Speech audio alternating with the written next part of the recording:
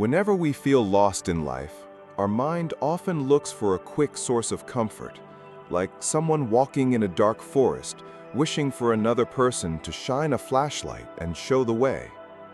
Many people choose to visit fortune tellers, whether through tarot cards, palm reading, astrology, or even online predictions, hoping someone can tell them, "This is what lies ahead." I'm not saying fortune tellers are all wrong. Some truly wish to give encouragement. But the problem is, when we rely on others to tell us what to do, we hand over the steering wheel of our life to someone else. Now think about it. If this car is called life, but you are not the one driving, how can you be sure it will take you where you want to go? Some people believe fortune tellers so much that they barely dare to act, afraid that going against the prediction will ruin everything. Some end friendships because they were told this friend will bring bad luck. Some quit jobs they love because they heard this career won't succeed. Others even let fortune tellers decide who they should or shouldn't marry. Ask yourself this: why do we allow someone we've only met for a few minutes to have the power to shape our future? Why do we trust another person's words more than the voice of our own lived experience? And if the prediction is wrong, can we get back the time we lost? Relying on fortune telling can be like waiting for a bus without knowing when or if it will arrive, or whether you'll even like the destination. While you wait, you're not walking forward yourself, because you believe someone will come to take you there. But sometimes, that bus never comes. The Buddha never taught people to depend on predictions. He taught reliance on wisdom. Wisdom does more than tell us what the future will be. It teaches us how to act in the present so the future turns out well.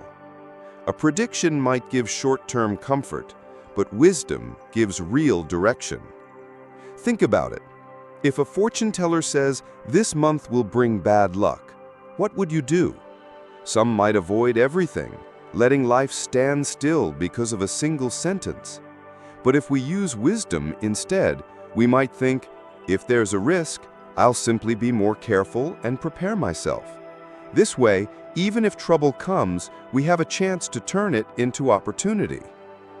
Happiness and suffering don't come only from the stars or a deck of cards. They come from our actions, speech, and thoughts, planted day by day. If we keep planting good seeds, good results are more likely to grow, even without someone predicting them.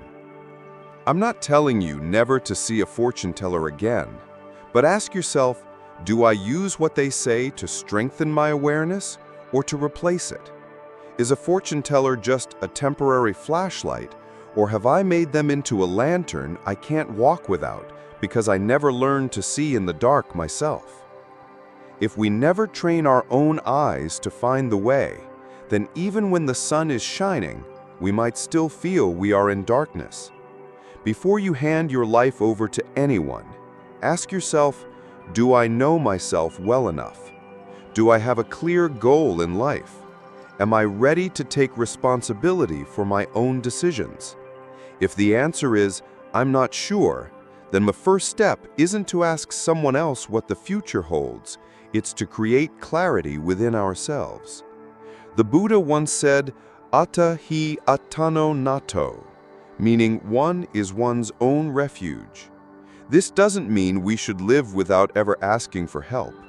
It means that while others may point the way, only we can take the steps. No one can walk for us our entire life. When we stop giving away control to predictions and let wisdom lead the way, at first it may feel scary, like a child taking their first steps without holding an adult's hand. But that fear is a great teacher. It makes us careful, observant, and capable of thinking for ourselves.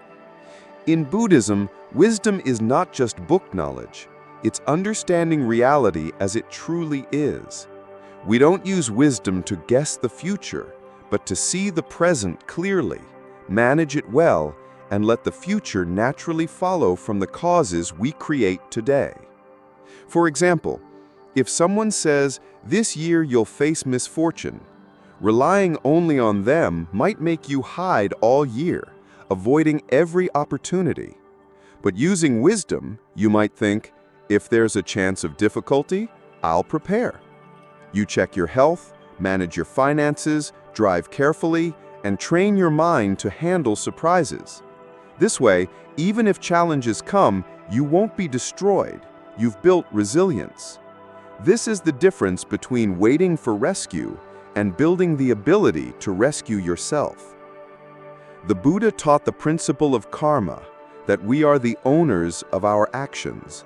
What we do now shapes what comes next, not because someone has told us so, but because cause and effect naturally follow each other. If you plant good seeds and care for them, you'll likely see good results, even if someone predicts otherwise. Shifting from waiting for a prediction to creating the cause makes you the true owner of your life. You stop asking, "What will happen?" and start asking, "What should I do right now?" The answer won't come from a fortune teller. It will come from your own wisdom. Another important truth is impermanence, anicca, that everything changes. Even the most skilled prediction is only an estimate because circumstances constantly shift.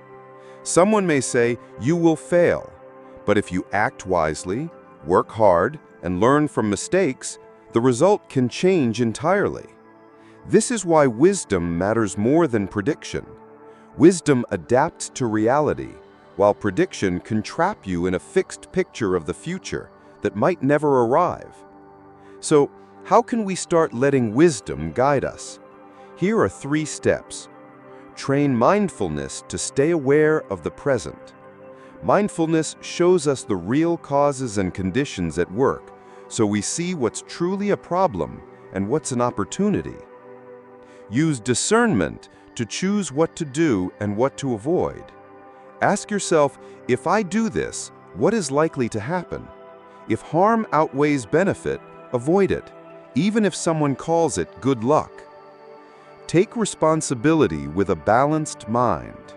When decisions come from wisdom, accept the results without blaming fate, others, or yourself too harshly. Every choice is a lesson. Letting wisdom lead doesn't mean knowing everything.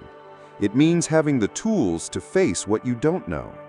Depending entirely on fortune-telling might calm us for a moment, but it leaves us fragile when predictions fail. A fortune-teller can be a companion, offering encouragement, but the steering wheel of life must remain in our hands. If we drive ourselves, even a winding road can be navigated. But if someone else drives, we may not even know where we're headed. So, stop building your life on guesswork. Build it on right causes and actions. Let wisdom be your compass and mindfulness your flashlight. Then you'll discover that real security doesn't come from knowing the future. It comes from a mind steady enough to adapt to whatever comes.